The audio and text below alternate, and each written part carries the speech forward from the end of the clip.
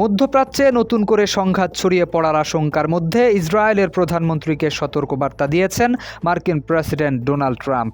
ইরানের বিরুদ্ধে বড় ধরনের সামরিক পদক্ষেপ থেকে বিরত থাকার আহ্বান জানিয়ে তিনি বলেছেন, এই মুহূর্তে নতুন কোনো যুদ্ধ দেখতে চান না তিনি।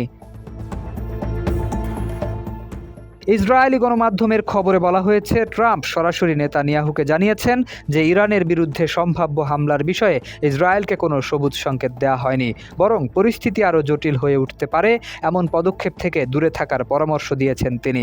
ট্রাম্পের দাবি, ইরানের ওপর পরিকল্পিত একটি ইসরায়েলি হামলা সীমিত করতে তিনি ভূমিকা রেখেছেন।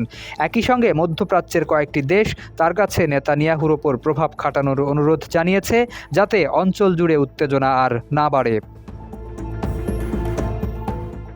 অন্যদিকে নেতানিয়াহু জানিয়েছেন, লেবানিজ যোদ্ধাদের বিরুদ্ধে ইসরায়েলের অভিযান এখনও শেষ হয়নি, তবে ট্রাম্পের সঙ্গে তার আলোচনা ইতিবাচক ও গঠনমূলক ছিল বলেও মন্তব্য করেন তিনি। এদিকে ইরানের খাতাম আল আনবিয়া সেন্ট্রাল হেডকোয়ার্টার্স জানিয়েছে, আপাতত ইসরায়েলের বিরুদ্ধে সামরিক অভিযান স্থগিত করা হয়েছে, তবে দক্ষিণ লেবানন সহ আশেপাশের এলাকায় নতুন কোনো হামলা চালানো হলে তার কঠোর জবাব দেওয়া হবে। বিশ্লেষকরা বলছেন, মধ্যপ্রাচ্যে চলমান উত্তেজনার মধ্যে যুক্তরাষ্ট্র, ইসরায়েল ও ইরানের অবস্থান আগামী দিনগুলোতে আঞ্চলিক নিরাপত্তা পরিস্থিতির জন্য গুরুত্বপূর্ণ ভূমিকা রাখতে পারে।